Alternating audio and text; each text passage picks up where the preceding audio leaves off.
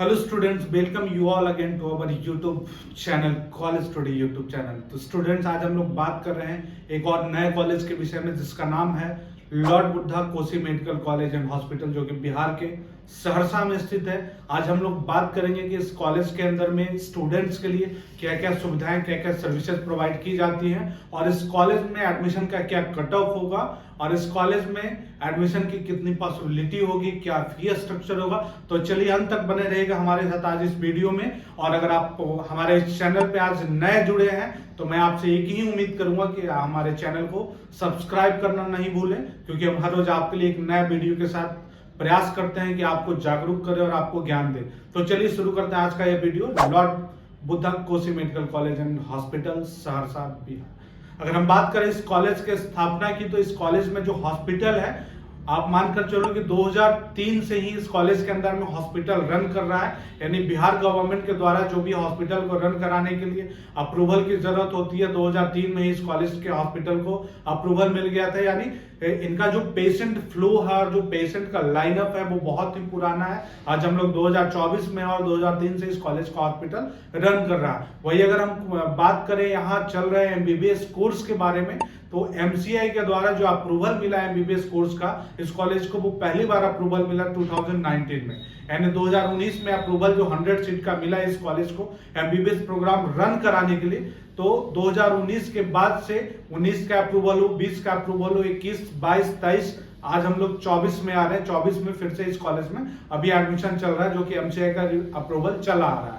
अगर हम बात करें यहाँ अलग अलग डिपार्टमेंट की, तो चूंकि कॉलेज के अंदर में एमडी और एमएस की भी तैयारी है, एमडी और एमएस की भी पढ़ाई हो रही है, कॉलेज के द्वारा अलग अलग डिपार्टमेंट बनाए गए हैं। जहां आप बात कर लो कार्डियोलॉजी की, ऑर्थोपेडिक्स की बात कर लो, पैथोलॉजी की बात कर लो, जनरल मेडिसिन हो गया, जनरल सर्जरी हो गया, तो ये सारे अलग अलग डिपार्टमेंट इस कॉलेज कैंपस के अंदर में आपको मिल जाएगा। यानी आप बात समझ लो कि इस कॉलेज के अंदर में अगर हम एकेडमिक की बात करें तो एमडी और एमएस और मास्टर और सर्जरी जो बोलते हैं, एमडी और एमएस की पढ़ाई भी हो रही है, उनकी पूरी व्यवस्थाएं हैं। तो इससे ये फायदा मिलता है, अगर आप एक एमबीबीएस के स्टूडेंट हो और इस कॉलेज में पढ़ रहे हो या पढ़ने की सोच रहे हो, तो वहां पे आपको सीनियर्स भी मिलेंगे जिनका आपको सपोर्ट मिल सकता है। अगर हम कॉलेज के हॉस्पिटल के फैसिलिटीज की बात करें तो आप ये जान लीजिए कि इस कॉलेज के पास 600 बेड का हॉस्पिटल है और सारी सुविधाएं इनके पास है। जैसे आप बात करो लैबोरेटरी की हो, पैथोलॉजी की हो, आप लाइब्रेरी की बात कर लो, ओपीडी की बात कर लो, ऑपरेशन थिएटर,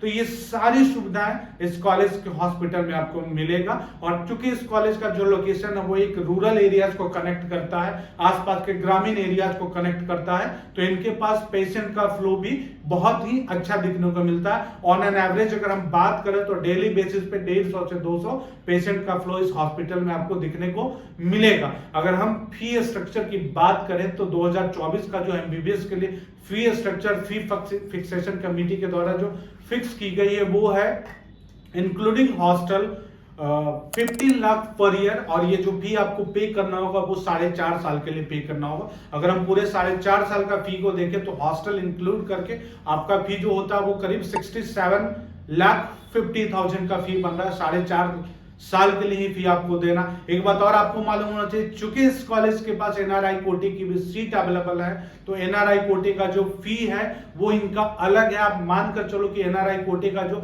1 साल का फी हॉस्टल के साथ पड़ेगा वो लगभग 24,20,000 फी जो है वो पर ईयर का पड़ेगा। अगर हम इसे 4.5 साल में कैलकुलेट करें तो लगभग आपका फी 1,10 लाख यानी 1,10 लाख के लगभग एनआरआई की फी पड़ेगी। आपको मालूम होगा कि एनआरआई एक ऐसा ऑप्शन है जिसमें कि कम मार्क्स वाले बच्चों को भी एडमिशन पॉसिबल हो पाता है, बशर्ते कि आपके पास बजट का इशू नहीं हो और आप उस बजट को अफोर्ड कर सके।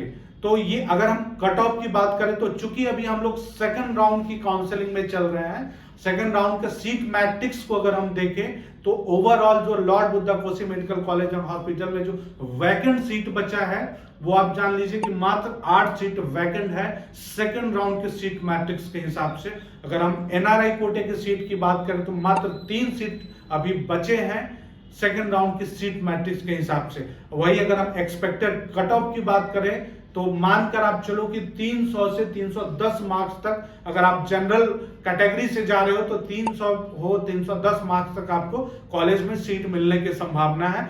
एनआरआई की कोटे की अगर हम बात करें तो जो कॉलेज मिलने की जो पॉसिबिलिटी है वो आपको लगभग मानकर चलो जस्ट क्वालिफाइड स्टूडेंट भी हो, और अगर आपके पास एनआरआई का सर्टिफिकेट है, स्पॉन्सर सर्टिफिकेट है, और आप एनआरआई का जो फी है उसको आप अफोर्ड कर सकते हो, तो निश्चित तौर पे आप Lord Buddha Kosi medical college and hospital Saharsa में एनआरआई कोटे की सीट प्राप्त कर सकते हो। सो स्टूडेंट्स, मैंने जितना आज आपको इस कॉलेज के बारे में बताया, मैं उम्मीद करता हूं कि आपके सारे सवालों का जवाब मैं इस वीडियो के माध्यम से दे पाने में सक्षम हूं। और अगर आपको लगता है कि और कोई ऐसा सवाल जो आपके दिमाग में है और आप चाहते हैं कि मैं उसका जवाब आप तक पहुंचाऊं और आपको दूं, तो आप हमारे कमेंट बॉक्स में भी लिख सकते हैं और आप हमारी टीम को भी संपर्क कर सकते हैं। निश्चित तौर पे हमारा हमेशा प्रयास होता है कि आपके सारे सवाल का मैं संतुष्टि के साथ आपको जवाब दूं, और आपका बस एक थोड़ा सा सहयोग हमें चाहिए, हमारी टीम को चाहिए होता है कि आप हमारे चैनल को और हमारे वीडियो को अधिक से अधिक शेयर करें, ताकि अधिक से अधिक जरूरतमंद बच्चों और उनके पेरेंट्स तक हम